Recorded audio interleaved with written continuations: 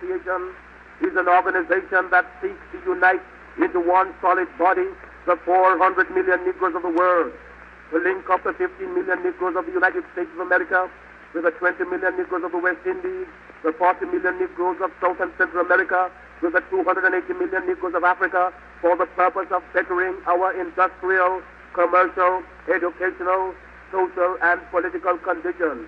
As you are aware, the world in which we live today is divided into separate race groups and distinct nationalities. Each race and each nationality is endeavoring to work out its own destiny to the exclusion of other races and other nationalities. We hear the cry of England for the Englishman, of France for the Frenchman, of Germany for the German, of Ireland for the Irish, of Palestine for the Jew, of Japan for the Japanese, of China for the Chinese. We of the Universal Negro Improvement Association are raising the cry of Africa for the Africans, those at home and those abroad. There are 400 million Africans in the world who have Negro blood coursing through their veins, and we believe that the time has come to unite these 400 million people for the one common purpose of bettering their conditions. The great problem of the Negro for the last 500 years has been that of disunity. No one or no organization ever succeeded in uniting the Negro race, but within the last 4 years, the Universal Negro Improvement Association has worked wonders in bringing together in one fold 4 million organized Negroes who are scattered in all parts of the world, being in the 48 states of the American Union, all the West Indian Islands, and the countries of South and Central America and Africa. These 4 million people are working to convert the rest of the 400 million scattered all over the world, and it is for this purpose that we are asking you to join our ranks and to do the best you can to help us to bring about an emancipated race. If anything praiseworthy is to be done, it must be done through unity. And it is for that reason that the Universal Negro Improvement Association calls upon every Negro in the United States to rally to its standards. We want to unite the Negro race in this country. We want every Negro to work for one common object, that of building a nation of his own on the great continent of Africa. That all Negroes all over the world are working for the establishment of a government in Africa means that it will be realized in another few years.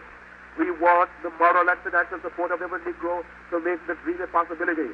Already, this organization has established itself in Liberia, West Africa, and is endeavoring to do all possible to develop that Negro country to become a great industrial and commercial commonwealth. Pioneers have been sent by this organization to Liberia, and they are now laying the foundations upon which the 400 million Negroes of the world will build. If you believe that the Negro has a soul, if you believe that the Negro is a man, if you believe the Negro was endowed with the senses commonly given to other men by the Creator, then you must acknowledge that what other men have done, Negroes can do. We want to build up cities, nations, governments, industries of our own in Africa, so that we'll be able to have a chance to rise from the lowest to the highest positions in the African Commonwealth. We want freedom by any means necessary. We want justice by any means necessary. We want equality by any means necessary. We want it now, or we don't think anybody should have it. So whatever kind of action program can be devised to get us the things that are ours by right, then I'm for that kind of action no matter what the action is. I don't think when a man is being criminally treated that some criminal has the right to tell that man what tactics to use to get the criminal off his back. When a criminal starts misusing me, I am going to use whatever necessary to get that criminal off my back. And the injustice that has been inflicted upon Negroes in this country by Uncle Sam is criminal. Don't blame a cracker in Georgia for your injustices. The government is responsible for the injustices. The government can bring these injustices to halt. And what you and I have to let the man know is we are peaceful people. We are loving people. We love everybody who loves us. But we don't love anybody who doesn't love us.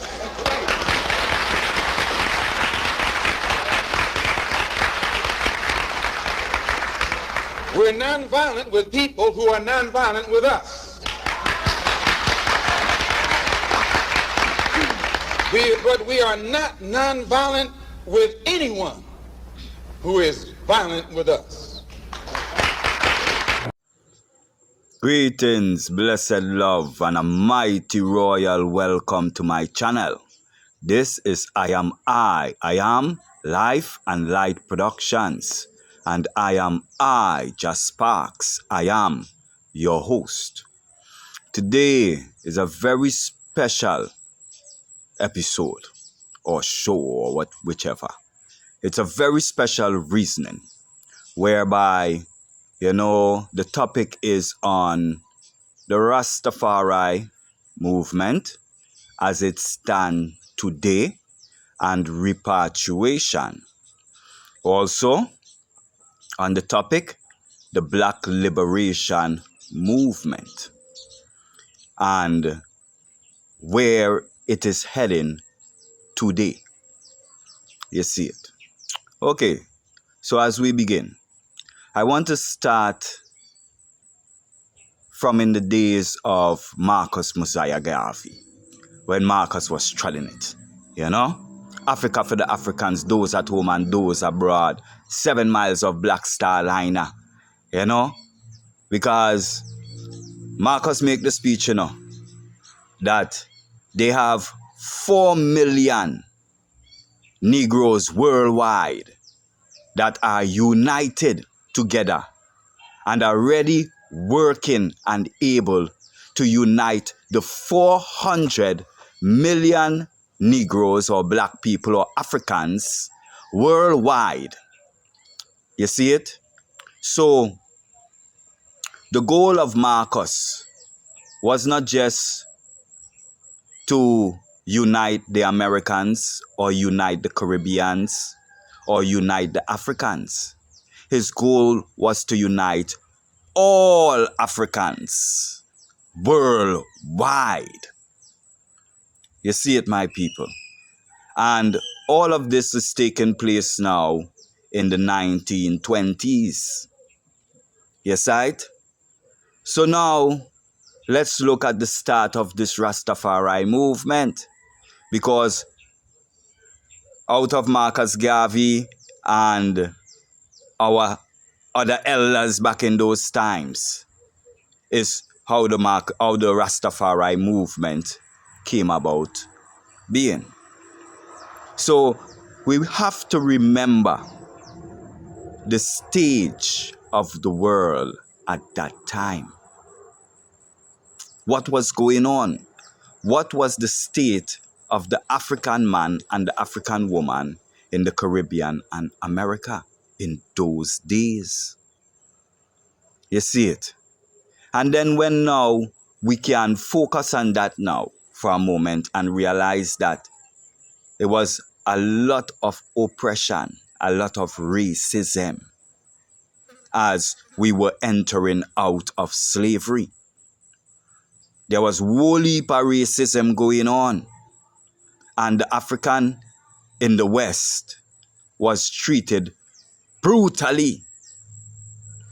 So when we talk about the rising of the Rastafari movement, know what we was rising out of. We was rising out of oppression and depression and subjugation and all these kind of things. Being treated worse than animals. You see it, my people. And from the time of Marcus to the time of Malcolm X, which is in the 60s now, the same time of the Carroll Gardens incident in Jamaica. Now, we have our Rasta ambassador, which is Jaboni, Honorable Elder. We give thanks for his presence with us today because he is the missing link. For he is, as you can say, the beginning, the offspring of the beginnings of Rastafari.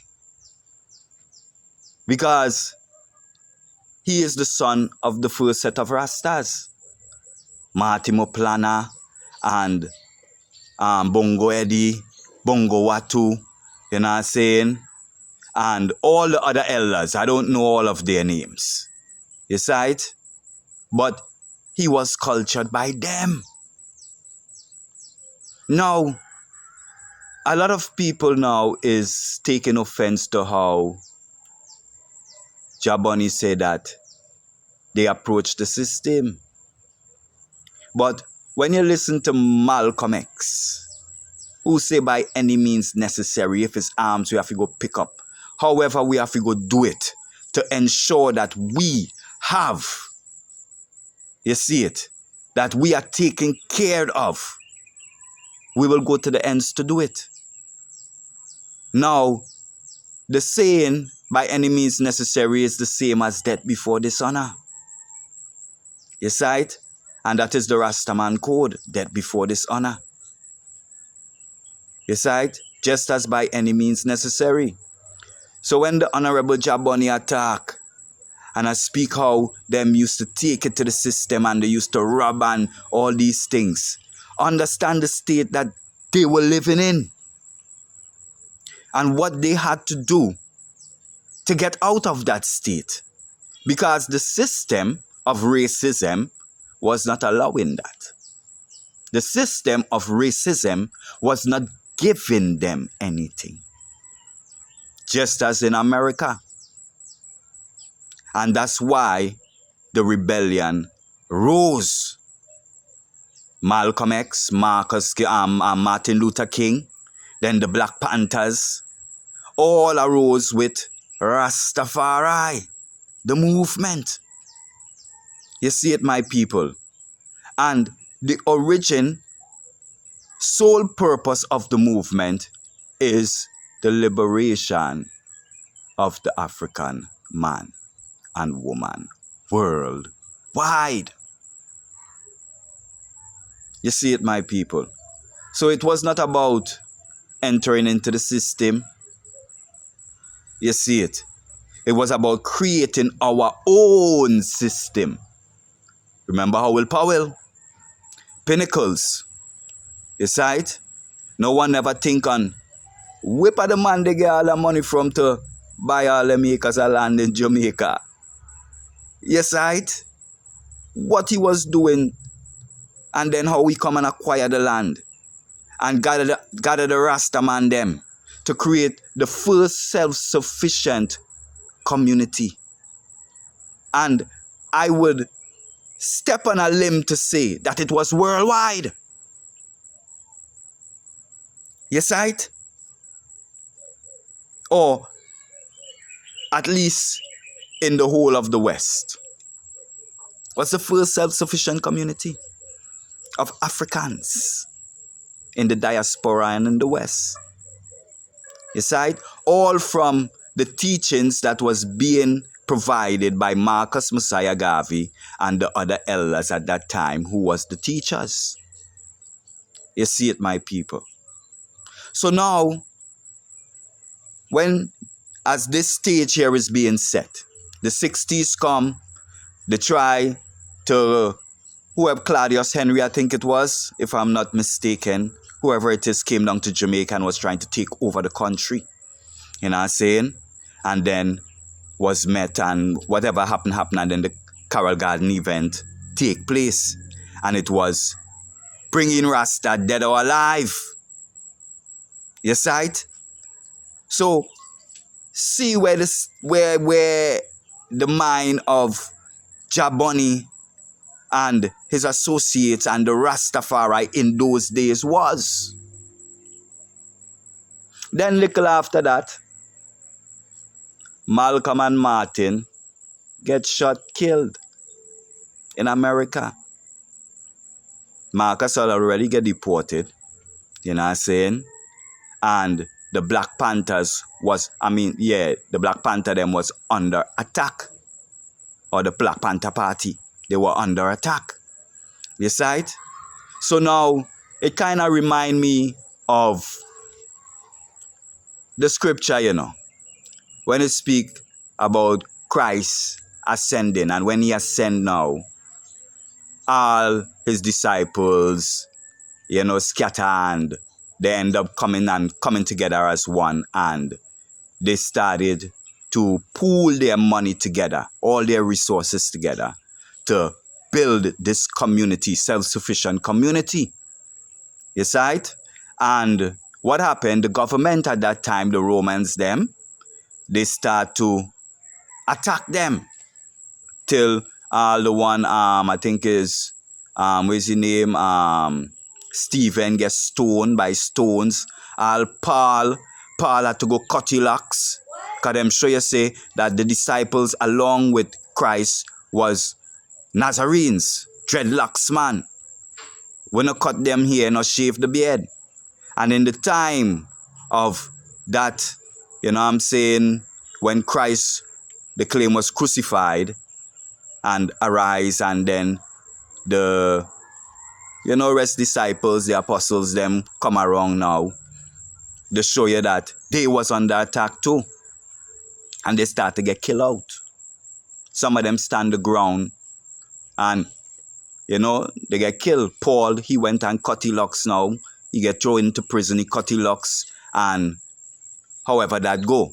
And did some sort of ritual, as they show you in the Bible. He did a ritual and present himself before the priest and them things there. You see, because it's all African spirituality, my people. We got to get this straight, That is what is actually being spoken of in the Bible.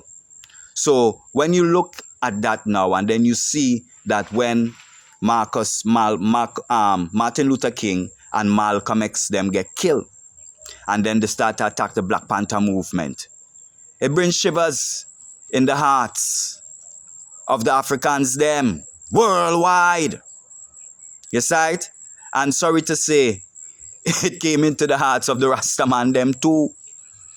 You see it? And they was posed, I guess, with an offer to drop the revolutionary part of it and just speak a peace part of it and integration into the system, of which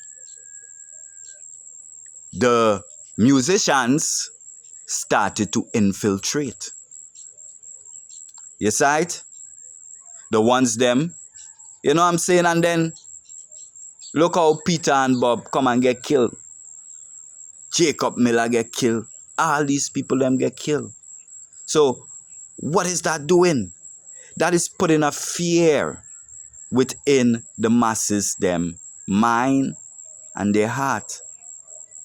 So that now they're afraid to act in that revolutionary stand. And that is what derailed this Rastafari movement. Now, no more man with heart to stand up and say, you know what, we are go against the system. You see it? When Jaboni them took it to the system, you know what I'm saying? They had to do what they had to do. And they themselves realized at one point in time that they had to end. Because the only end to that type of living is jailhouse, or what they call it, cemetery or hospital. You know what I say? So things had to change to a more positive outcome. Now, Marcus Garvey now was on point because he was seeking that economical foundation where he wanted to create all these different businesses that is going to help fuel the movement to become what it is, what it's supposed to be. And that the movement must be established in Africa, not in Babylon. That's why the revolutions them in Babylon failed.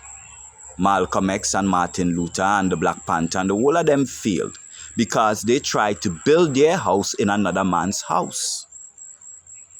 Now we see their problems, their faults. We see the good that they did too. Now we, as this generation living today, are the greater sons of David the Great. Because we are learning from all their mistakes. And we are learning from all of their greatness. You see it? And then what we learn today and pick up makes us even greater. But yet it seems like we are afraid to move. You see it? Now, what I want to point out also with this now is that when Rasta started, Rasta wasn't into the system. Rasta never send them children to go Babylon school to get taught by Babylon. You see, because we don't see Babylon as the enemy. You see, Rasta never did eat Babylon food. You see, because Rasta was always cautious of Babylon, knowing that Babylon as the enemy is always out to destroy I and to break us up from becoming what we are to become. You see it? So, we got to understand now that the process in which we have to carry out now in order to bring this repatriation thing and this Rastafari movement on the standard that it belongs is taking a different approach. Learning from our elders and coming with the right approach. Now, I man coming here to Ghana, learned a lot. And I was not afraid to integrate with the African man and woman, their family. So when me and my wife came here, we joined a family. And by joining the family, you show the African people that you are one with them. Because that is the stance we have to take when we come here to Africa. We have to show the African man and the African woman that we are literal family. For we are the children, the descendants of the stolen Africans 400 years ago. We are blood relatives. You see it? Now I want the item to get that, you know. We are blood relatives, you know. So that means now, when you come back here now, you have to come back here and show that love of family and embrace the people, because we want the people them to embrace us. So we embrace the people and we join a family. And if we can, we help the family. You see it? Now, in helping the family, that is the act of love that is going to be represented and spread throughout the community. And when they see that, they will more tend to accept us more. And this is where change can start to begin. Because the mind of the Rasta man and the Rasta woman is what the African man and the African woman needs. You see it? And by integrating with them, we are able to share that mind with them. But if we come here and live here like how we live in America, separate, you go and you get a house and you border off yourself and you separate and you not talk to your neighbor and this and that, we ain't going to get nowhere. Because the African man and the African woman is going to stand off and say, they want to be separate, eh? Let them be separate, oh. You know what I'm saying? But when you join the family here, whatever issues you have in the town or anywhere with anyone, you go to your family. And the elder in the family is going to speak on your behalf. And the elders hold the weight in Africa, not just the government. Africa is a different place, you know. And it's for you to come here to actually realize. Now, the movement and its present state. Nothing is wrong with the movement, you know. The Rastafari movement is perfect and whole, you know. And we, the repatriates here in Africa, are the ones them that are holding up that banner. Many of I is not really in the public out, reaching out because of the stigma that has plagued the African man and woman in the West, the diaspora, for hundreds of years, which is separation, division. There is no unity amongst us in the West. And I take it hard to unite with each other, to come to work to the better cause. This is one of the things that Marcus Garvey was saying is our greatest problem. Unity.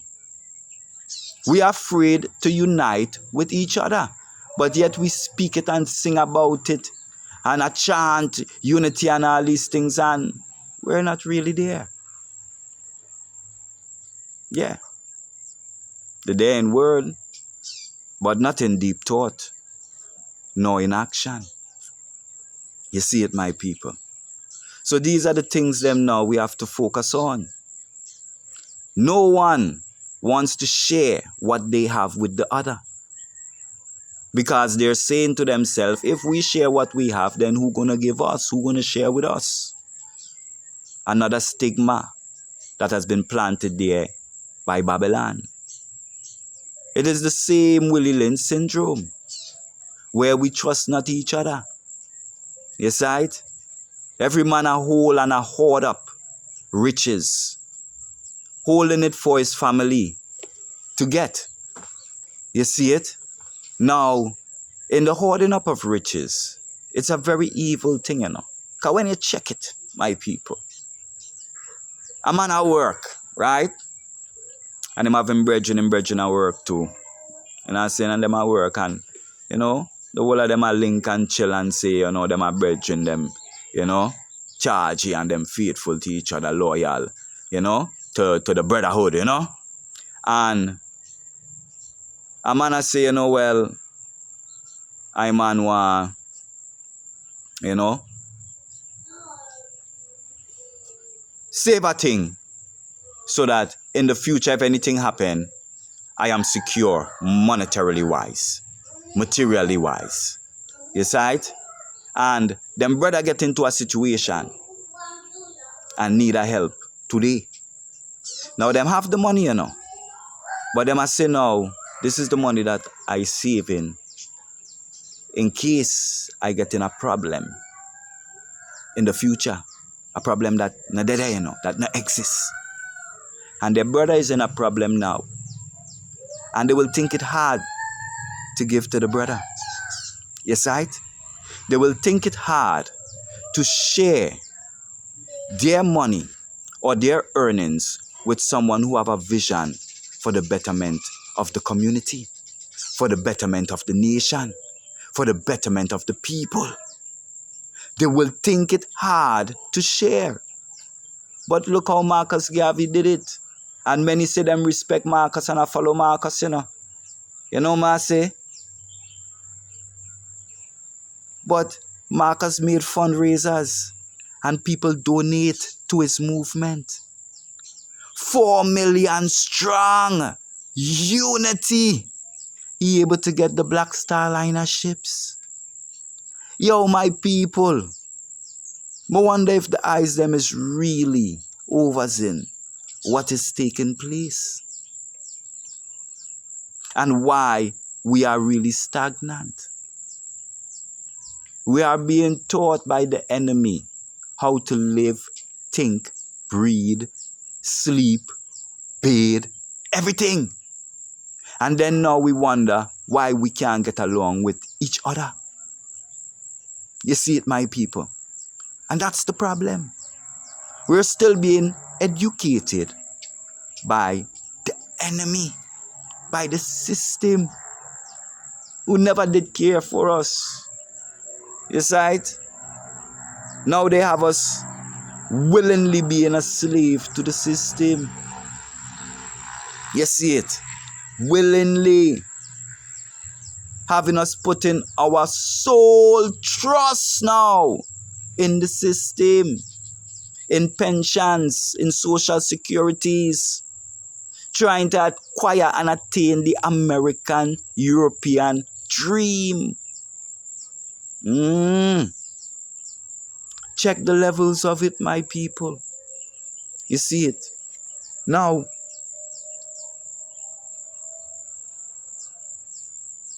we have become so selfish as a people that we cannot see past ourselves. You see it. We cannot see past ourselves.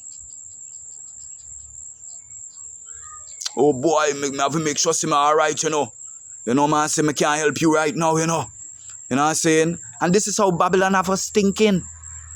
Yo, me have my rent to pay, you know. We can't worry about that next man, you know, because if me give that next man for him to get help for today, him get help, but then what about me tomorrow? When you don't even know what will happen tomorrow, you don't know what blessings going to follow you tomorrow. You don't know what blessings going to follow you later. But yet still you're hoarding up and you're saving, saying that. And you don't even know if you will be alive tomorrow to have that which you're saving. But your brother and sister that are alive with you today, you cannot help them because of this hoarding, because of this putting trust and security in riches, in money, in material things, is what has us in this situation. Because if I look at the greater picture, all that money we're trying to put as security together individually, if we were to extend it across seas into Africa land, where the money different extends and a lot more can be done with the money, what can be done? You see here in Africa, the Chinese them here there, you know, and the Indians them and the Germans them, and them are building infrastructures, you know, and them are develop the country, you know. You know what I'm saying? Where is I and I? What are we doing here in the motherland that we say is our motherland, Africa? What is our mother providing for us? Or what are we allowing our mother to provide for us? The white man, the Chinese man, the Indian man, they're coming in here and allowing our mother to provide basically everything for them. What about I and I? Nah, we forget Africa, you know. You know, I respect the Honorable Jaboni, but one thing he said in his last podcast, his last video, that Rasta now, the movement is done, and that Rasta must stand Rasta in a Babylon wherever him dey. No, man, that is the talk of a man that has lost his vision. You see it? Look at it. Here I am here in Africa, and I have 10 acres of land ready for development. And not only me, you know. It have brethren here with I that have 100 acres of land ready to be developed. Just the other day, just yesterday as a matter of fact, first day, the Honorable Priest Harold come visit I. Come pay I a visit, he ain't come by in a while. You know, he said he was in town, you know, and show me that he was sick a little, had the malaria, and he overcome. You know what I'm saying? So we give thanks for the health of him. You know what I'm saying? And the wealth of his being here, the Honorable Priest Harold. You see? So while he was here and he was reasoning, one of my brothers from my family that I joined with here, Brother Wisdom, came. And he was sharing with us that someone wants to sell 20 acres of land. And the reason why he's telling me is because he knows that I've always been interested in buying land that is close to the river. You see, so that we can get access to natural water. So we asked him, me and Priest Harold, asked him how much they're selling an acre for. But as he showed me and how I got my land, it's not just so that someone just say, oh well, this and this for an acre or that and that. we have to do it the traditional way. We have to go and greet the elders of the family that owns the land. All the elders. All the top elders them. Because they are the ones who have the power over the land. You see it? And when you greet them, you got to go, you carry drinks to them and stuff like that. And then you go through a bidding process where you can negotiate a price. Most of the time when the elders them are selling land like this is because a death in the family arise and they need money to do the funeral. So they will sell some of their land to acquire the money to do the funeral, the money to hold the dead in the mortuary and stuff like that until they're ready to do the funeral. You see it, my people. So it's a very traditional place. And when you enter in here on repatriation, you have to enter in traditionally. You see it, my people. That is the only way to enter into Africa, through tradition. And if you don't enter in through tradition, you will have a fight. Because the people is a people of tradition. And you can't come here and say you want to change their tradition. Cannot no wrong with their tradition. What is wrong is the teachings that they receive from the colonialists them. Because they have the teachings of the colonialists them, plus their tradition also. So we need to wipe away the teachings of the colonials them. And we, the Rasta man and Rasta woman, have the philosophy to do so. You see it, my people. So, yeah. And apart from that now, yeah, because I want to make sure I talk about everything. You know, I want to touch on everything. I don't want to miss anything out, you know.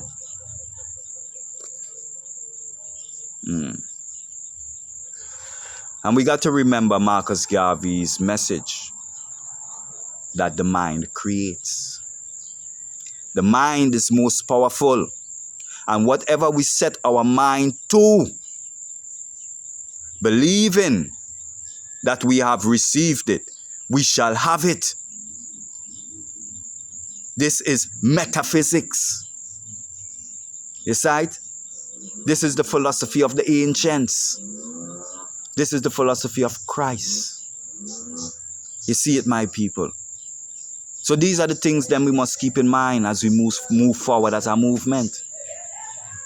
I am here ready and willing to work. You see it? Who is ready and willing to put forth their money to the building of this repatriation center? Who is ready to make the steps to make the Rastafari movement what it's supposed to be? Me hear a lot of doubters.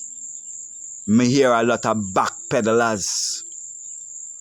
But we here in Africa as the repatriators stand firm and I make it as we go. However, we have to make it and survive here. We are make it.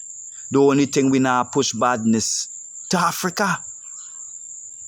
We now push badness to the people. So we now go pick up arms and go rob no bank. And we now go run up in the bush and go rob nobody ganja field. And none of those things. We're going to do it as how it comes. And when we're able to make a move and a step, we're going to do so. But as I man has show the eyes them, as Marcus Garvey has show the eyes them, there is strength in unity. And if the eyes them will join with I, within a matter of years, do you know what can be accomplished here? How many of I and I is over there in the West that really seeking change? How many? Can we see a hand by showing, not just by speaking? Show your hand by doing something to elevate and uplift the movement. The bagger singing and the bagger chanting is not working anymore. The bagger singing and the bagger chanting nah get we nowhere. We now rise up no way from that. It takes action to move. We have to start to act. in order to move out of the ditch that we're in, the stagnancy. It is only a state of mind. And remember, we are Jacob, the children of God, that can exit a state overnight. We now wrestle with the state, We just releasing. And if you're in a state of mind that you don't like, you don't have to wrestle and fight to get out of it. All you have to do is let it go. Stop believing in whatever you're believing in. Stop. And it's that simple. Because we are all just concepts and perceptions. And concepts and perceptions can be changed at any given moment. So if we see the Rastafari movement taking a wrong turn, hey, just change it. Keep it on the right. You see it? Now we have a Rastafari ambassador, the Honorable Jaboni. Let's take to him the issues that needs to be solved and not fight against him, but work with him for the betterment of this movement. This is a great movement. This is the only movement today I talk about free Africa. The only movement. When Malcolm X did a pickup after Marcus Garvey and I talk about we must head back to Africa and come out of the West. And I tell them there is the field slave and the house slave. And that the house slave think that he can't get nothing better than his master's house anywhere else. You see it? To the point that if you tell them to, let's go back to Africa, they say, wait, which Africa? What Africa have there for them? You see it? Can they get a better house in Africa than they can in America? Can they get better food in Africa than they can get in America? Can they get a better job in Africa than they can get in America? Now you hear where they're going with this thing. Job, working for the slave master, working for the system. Here in Africa, you now work for no system, It now work like that, Everybody have their own little business and company and thing go on, Everybody independent at work and saying I build themselves up, A business do it, when car buy here is cash buy car, no credit, You see it, my people.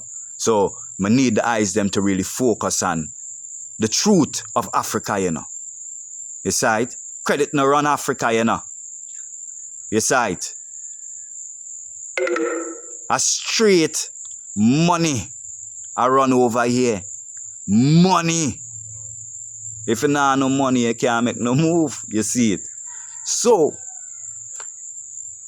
the vision is for the eyes them in the West to link up with the repatriates here in the East and send on a donny forward so that we can create the foundation that is necessary to house the eyes them to a better livity. Because I them now get the better livity in the West. But it can be created here in the East. And you see the talk about where can we get a better house, or if we can get a better house in Africa than in America. The house that you paying 500,000 US for in America, you bring that 500,000 down here. And you build a house out of that money down here. Hey, you know how much house you can build? 10-story mansion? No. 10-bedroom mansions. You know how much of them you can build out of that money for that one house in America? In Europe? In the Caribbean? And then when you have your land, your house, it's yours. You're not paying no tax for your house. You know what I'm saying? Now if you have solar power and you have a borehole, you're not buying no water from the government, you're not getting no electricity from the government. You're free. Off the grid. Free.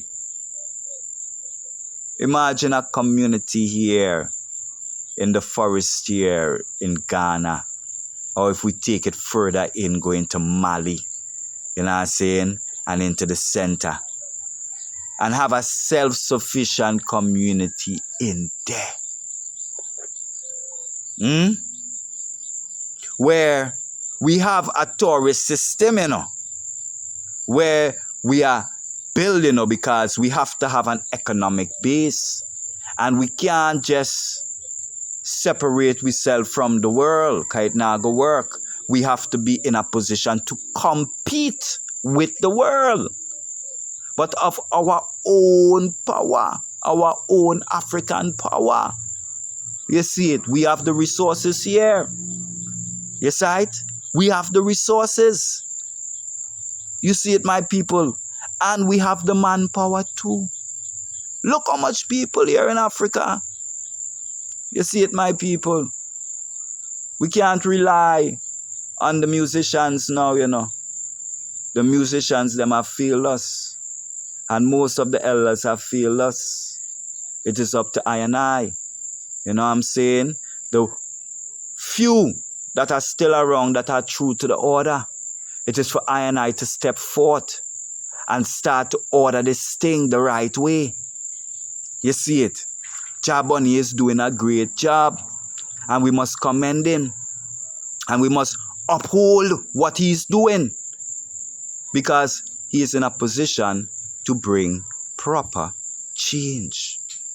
He is in a position to bring the right solutions to the forefront. And then working together in unity, we can make it happen. Simple as that.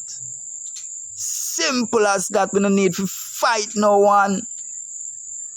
We don't need to argue and rob and steal no man. We simply one by one exit out of Babylon. One by one just exit out of Babylon. Just take where we self. Take where we self, one by one. And the more we come here to Africa and create that self-sufficient community that the African man and the African woman can see and adapt and follow, the whole Africa will be self-sufficient. I run pan solar panel and borehole. You see it? Then what them can say or do? It's a different ball game, Different ball game. So these are things here we must focus on and look into, You know what I'm saying? And bless up each and every one of the eyes themselves. And know that every one of I and I have the potential to do better. Every one of I and I have the God within to make that change for prosperity. You see it, my people? And we must hold firm to our faith of victory, of good over evil. No matter how it may seem on the outside, know that good conquers evil on the inside. You see it? And stretch forth thine hand to the sweet motherland and come, pay a visit, take a seat, and join in and retreat. For Africa is for the Africans, for those at home and those abroad. Repatriation is a real reality. Repatriation is a must. I give thanks for the eyes them joining in with I. Yes, right? To the ones them that have lasted this long, give thanks, much love and blessings. I do appreciate love each and every one of the eyes them, every share, every like, every comment. Because it's creating that unity, It's building that family in God, that family in Christ. Guys, I and I, God, Christ is I and I, So that family of I and I is what it's building. You see it, my people. So don't be mad with the Honorable Jaboni when he bring to light how the movement start and what was going on. It should not be hard for us to realize the state of mind that they were in at that time. You see? But we must also realize the state of mind that we have been placed in from that time until this time. And that's why so many have left off the repatriation call, the leaving of Babylon call, to integrate into Babylon, into the system, to put their trust in the system. I tell the eyes them already, the mark of the beast is the mighty dollar bill that they are using to run their business in this world that was created by the system, by Babylon. And that many of I and I, the whole world, at that, if they don't have that money in their hand, they cannot buy or sell, they can't trade.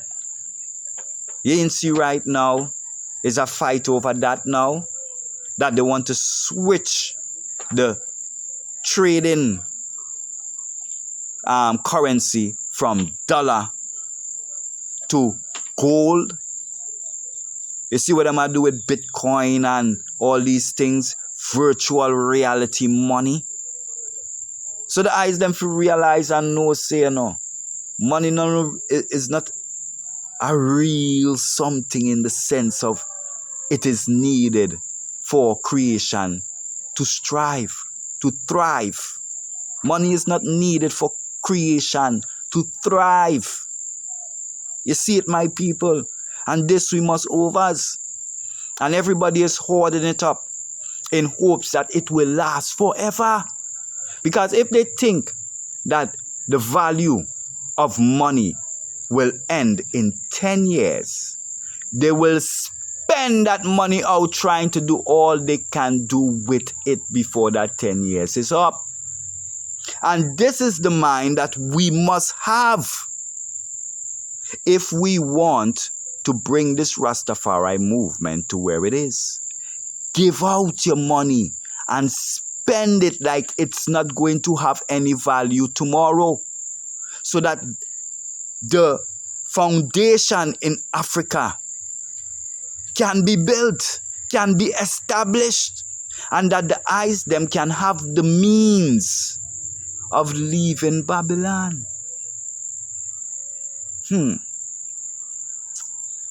My royal family, sons and daughters of the Most High. You see it, I give thanks for each and every one of the eye, I man love every one of the eyes them, And I would like to see the eyes them in the same glory that I am in. And it's not material things or monetary things that have placed I in I glory. But it's the fact of the love for humanity and the love for creation that have placed I and I here. And it is what most of I and I have forgotten. Though we have it in speech, we're not doing it. We're not acting it out. You see it? Because I tell the I them, however you act, your very personality is your God. For your personality is how you deal with yourself and with others. And however you deal with self and with others is how you serving God, serving the belief system that you have to yourself and to others.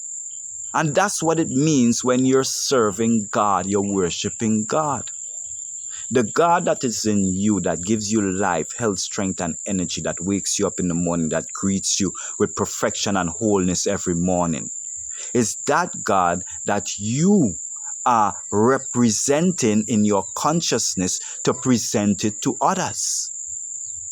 You see it, my people. So however you treat others is a representative of your belief in your God, whoever he may be. Whatever name you want to call him. How you serve others is how you're serving your God. Because you're actually serving your God to others. You see it, my people. So these are the things that we must keep in mind, yeah? You see it? And we must understand that we definitely have to stop coming out of ourselves to praise and worship the Most High, because there is no help outside of you. All things exist in you, and it's within you is the greater of you dwells. And that's where all help is. You see it, my people.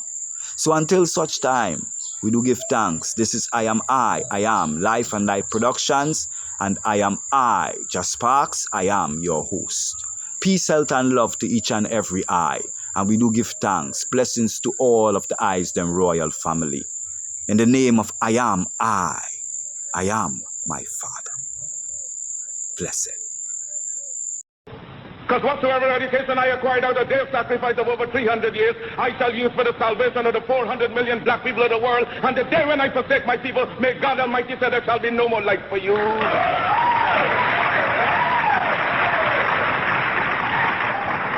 I unequivocally rejected the racist assumption of much white American Christianity, namely that God had created the black man inferior and that he had intended Negroes to be a servant class, hewers of wood and drawers of water. Well, I predicated my view of man on the doctrine of Imago Dei. All men, regardless of color, are created in the image of God. Now, from this premise followed the equality of all men and the brotherhood of all men. The biblical injunction of Acts 17:26 reminds us that he created of one blood all nations of men that dwell on the face of the earth. I was most interested in brotherhood within his own race, because if Negroes are created in God's image and Negroes are black, then God must, in some sense, be black.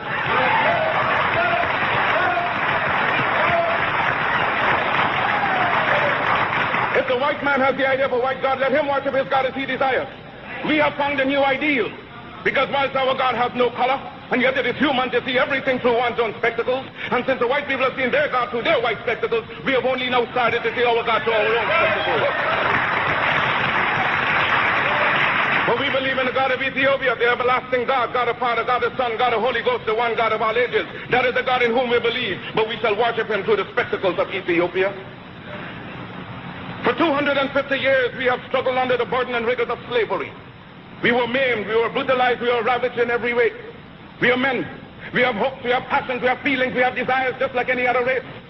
The cry is raised all over the world of Canada for the Canadians, of America for the Americans, of England for the English, of France for the French, of Germany for the Germans. Do you think it unreasonable that we, the blacks of the world, should raise the cry of Africa for the Africans?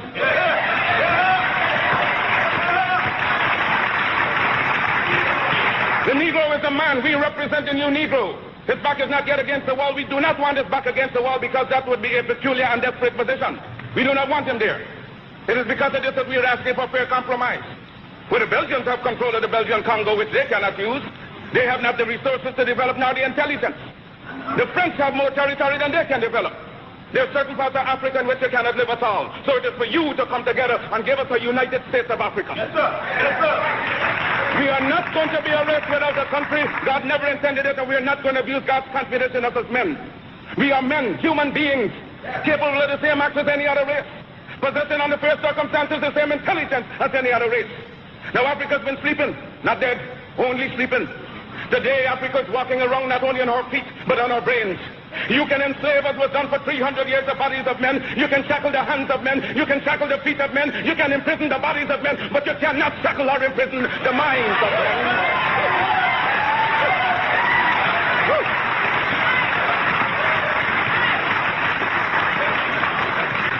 Dive down, black men, and dig. Reach up, black men and women, and pull all nature's knowledge to you. Turn ye around and make a conquest of everything north and south, east and west. And then when you have wrought well, you will have merited God's blessing. You will have become God's chosen people. And naturally you will become leaders of the world. And as you bow down to the white man today, so a lot of races bow down to you and call you a race of masters because of the superiority of your mind and your achievements. Because no race has the last word on culture and on civilization. They do not know what we are capable of. They do not know what we are thinking. They're thinking in terms of dreadnoughts, battleships, aeroplanes, submarines. You know what we're thinking about? That is our own private business.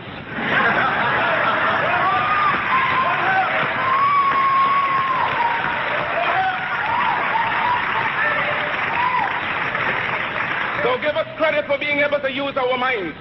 And with people becoming conscious of themselves, determined to use their minds, you do not know to what extent they can go. Liberate the minds of men, and ultimately you will liberate the bodies of men. We love the white race, not for social fellowship, but for the common brotherhood of God intended we should live. What satisfaction can anyone get in being happy and see his brother wallowing in filth, dirt, and disease? How can you be happy living in luxury and your brother's living in disease? And then when you try to help the one out of the disease, the subtle culprit talks about disloyalty. Black men of Carthage, black men of Ethiopia, of Timbuktu, of Alexandria, gave the light of civilization to this world. Ethiopia shall stretch forth her hands unto God, and princes shall come out of Egypt. Because classes, nations, races have been quite quiet for over 4 centuries. Who has merely borne abuse, insult, humiliation, whose forbearance can only be compared to the prophet Job, has likewise lifted his bowed head and raised it up to God's skies and cried out, I am a man, and demand a man's chance and a man's treatment in this world. But I shall teach the black man to see beauty in his own kind and stop bleaching his skin and otherwise looking like what he's not.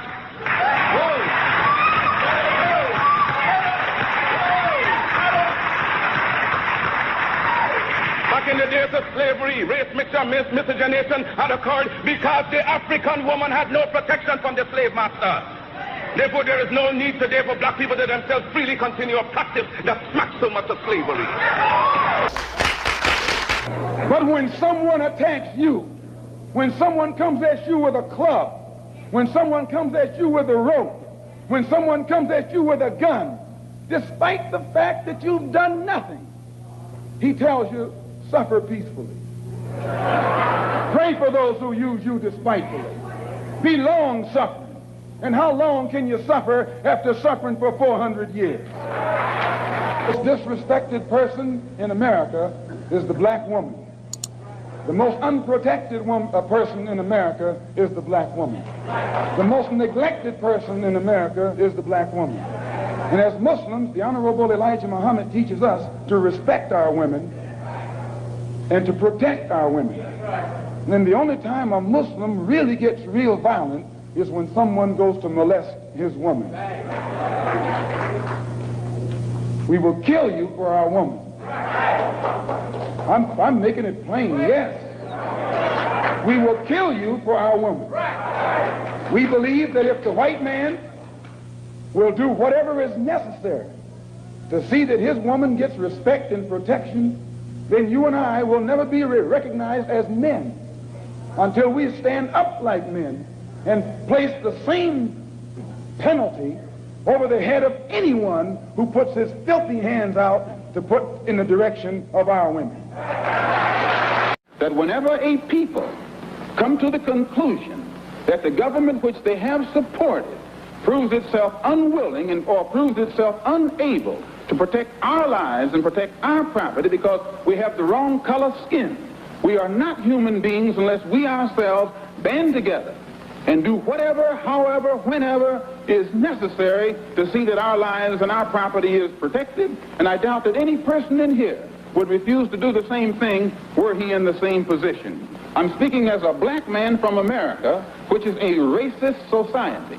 No matter how much you hear it talk about democracy, it's as racist as South Africa or as racist as Portugal or as racist as any other racialist society on this earth. The only difference between it and South Africa preaches separation and practices separation. America preaches integration and practices segregation. This is the only difference. They don't practice what they preach. Whereas South Africa preaches and practices the same thing. I have more respect for a man who lets me know where he stands.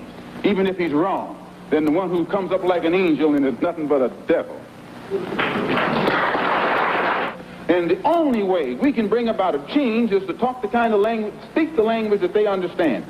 The racialist never understands a peaceful language. The racialist never understands the nonviolent language. The racialist, he's spoken his language to us for 400 years. We have been the victim of his brutality. We are the ones who face his dogs that tear the flesh from our limbs, only because we want to enforce the Supreme Court decision. We are the ones who have our skulls crushed, not by the Ku Klux Klan, but by policemen, only because we want to enforce what they call the Supreme Court decision. We are the ones upon whom water hoses are turned with pressure so hard that it rips the clothes from our back. Not men, but the clothes from the backs of women and children. You've seen it yourself. Only because we want to enforce what they call the law. Well, anytime you live in a society supposedly based upon law, and it doesn't enforce its own law because the color of a man's skin happens to be wrong, then I say those people are justified to resort to any means necessary to bring about justice where the government can't give them justice.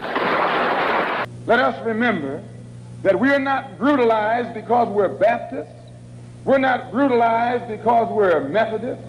We're not brutalized because we're Muslims. We're not brutalized because we're Catholics. We're brutalized because we are black people in America. They put Moses in jail. They put Daniel in jail. Why, you haven't got a man of God in the Bible that wasn't put to jail when they started speaking out against exploitation and oppression. And once the white public is convinced that most of the Negro community is a criminal element, then this automatically paves the way for the police to move into the Negro community, exercising Gestapo tactics, stopping any black man who is on the sidewalk, whether he is guilty or whether he is innocent, whether he is well-dressed or whether he is poorly dressed, whether he is educated or whether he is dumb, whether he's a Christian or whether he's a Muslim. As long as he is black and a member of the Negro community, the white public thinks that the white policeman is justified in going in there and trampling on that man's civil rights and on that man's human rights. Who taught you to hate the texture of your hair? Who taught you to hate the color of your skin to such extent that you bleach to get like the white man? Who taught you to hate the shape of your nose and the shape of your lips? Who taught you to hate yourself from the top of your head to the soles of your feet? Who taught you to hate your own kind? Who taught you to hate the race that you belong to? So much so that you don't want to be around each other. No, before you come asking Mr. Muhammad, does he teach hate, you should ask yourself who taught you to hate being what God gave you. And I, for one, as a Muslim, believe that the white man is intelligent enough. If he were made to realize how black people really feel and how fed up we are without that old compromise and sweet talk. Stop sweet talking. Tell him how you feel. Tell him what kind of hell you've been catching, and let him know that if he's not ready to clean his house up, if he's not ready to clean his house up, he shouldn't have a house. It should catch on fire and burn down. We declare our right on this earth to be a man, to be a human being, to be respected as a human being, to be given the rights of a human being in this society, on this earth, in this day, which we intend to bring into existence by any means necessary.